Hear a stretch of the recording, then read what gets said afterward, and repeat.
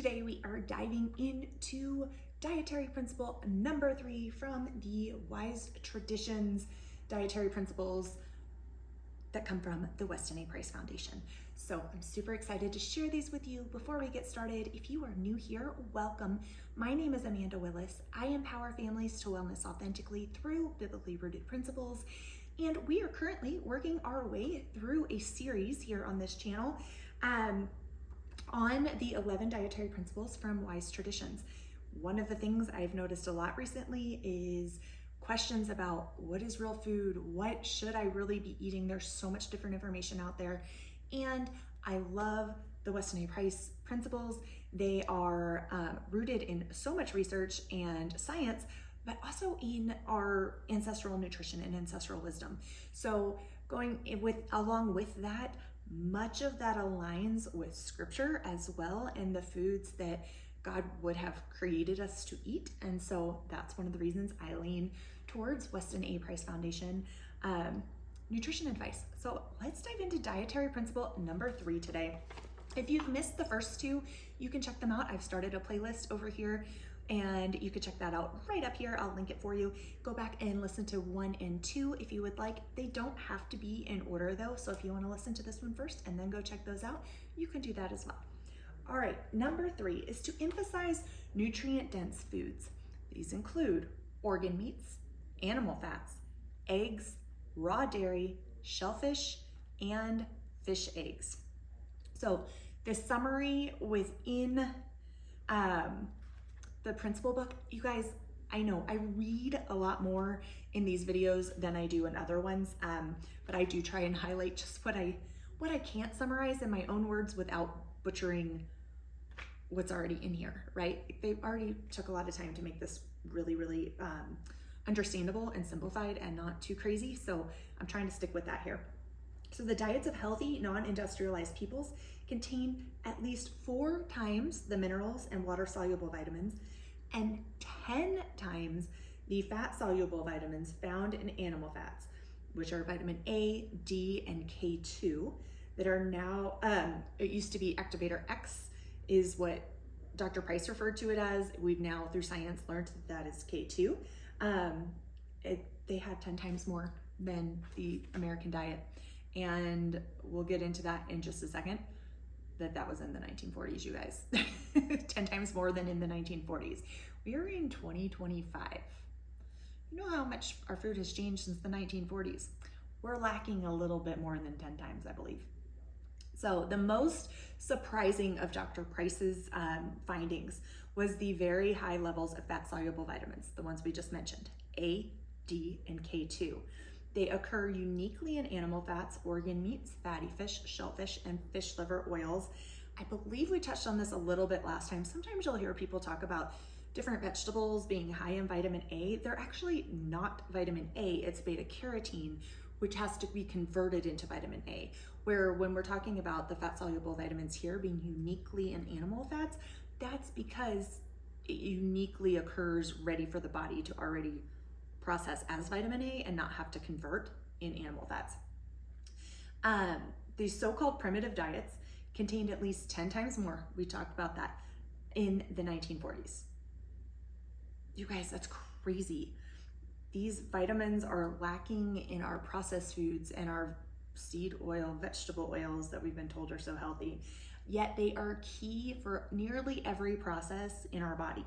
From protecting us against infectious disease and cancer to ensuring good eyesight and hearing. Without these fat-soluble vitamins, we cannot make hormones, including sex hormones or the feel-good hormones that ward off depression. You can't make those without those important fat-soluble vitamins. Most importantly, vitamins A, D, and K2 during your growing years ensure robust and harmonious bone and muscle development. Vitamin K2, supported by vitamins A and D, you need them all in balance, ensures good bone density and prevents the sealing of the growth plates in the long bones too early so that you get nice and tall. Also, plentiful vitamin K2 in utero and during development ensures wide and strong facial development bones so that the dental palate is large, the teeth are straight, the cheekbones wide, and face attractive. And as any biological dentist will tell you, or airway specialist, it also ensures that the airway then is not constricted and that there's healthy breathing, no mouth breathing at night, none of those things that then lead to all sorts of other issues, right? So making sure that dental palate is nice and wide naturally without the need for a whole lot of interventions would be great, right? These are the vitamins that really help to ensure that. Plentiful vitamin K2 in the saliva, along with adequate dairy calcium and phosphorus, help to prevent tooth decay. There you have it. Lots of really good things. And they occur naturally in some unpalatable foods that we don't really tend to reach for in our culture, like insects, intestines, and seal oil. No thank you. I don't know about you, but no thank you for me. But they're also in really great, delicious foods like pate. Ooh, a really good chicken liver pate. It's gotta be made right, but it can be fantastic. Liverwurst, scrapple, caviar, oily fish, shrimp, oysters, mussels, duck and goose liver, duck and goose fat, pork lard, butter, cream, egg yolks. You guys, these are where they're found in abundance. It's why you will hear me say butter is always better. Reach for the butter, use plenty of butter, especially if it's grass-fed. Because if those animals were grass-fed and pastured, meaning they were outside in the sun, then they have higher levels of all of those things. Because the A and the K1 that's then converted to K2 are occurring in the grass, and the D, the animals are getting from the sun and converting that into then the milk and the butter. So helpful. It's also important when you're talking about any animal. So your lard is higher in vitamin D when the pigs have been pastured. Your chicken eggs are higher in vitamin D when the chickens have been out in the sun pastured.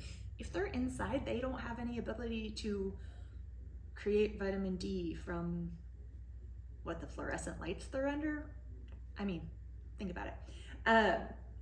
So these are the very foods that we have been told not to eat, right, for a very long time, but they are the ones that are critical in these nutrients.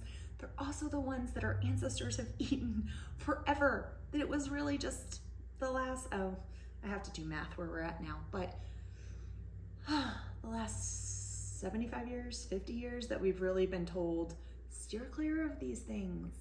But if you pay attention, our health hasn't been improving as we've been steering clear of those things. So this is not medical advice. Just here for informational purposes. Maybe take a look at that. And to close out, I'm going to finish with the final paragraph in this principle, which says, because we simply don't eat as many organ meats and quote unquote weird foods as traditional people, a good practice is to include a natural cod liver oil in the diet. It's a great, easy supplement. While also that gives you vitamins A and D, along with vitamin K2 rich foods then to help balance that out. Those include aged cheese, duck and goose fat, duck and goose liver, butter, and egg yolks from pastured-fed animals. Like we said, it's got to be from those pasture-fed to get that really high levels up in there for not just your vitamin D, but your K2 as well, because they have to be eating their natural diets. So that's what we have for you today with the third dietary principle. Let me know in the comments below. Have you tried these things? Are you running into roadblocks? Do you need help? What questions, what concerns maybe do you have over these things? Let me know in the comment section below. Our local chapter here in Casper, we've been working our way through this booklet. Now we're a little farther ahead. We've been working through it for several months, and part of what we do when we get together is we talk through these things. Like, hey, have you tried this? Is there a hiccup for you? Do you have problems sourcing something? Do you not know how to prepare it? Are you having a hard time eating it because you've been eating processed foods and you don't know a delicious way, to prepare it? Do you need ideas, recipes, those kind of things? That's what your local Weston A Price chapter can be really helpful for.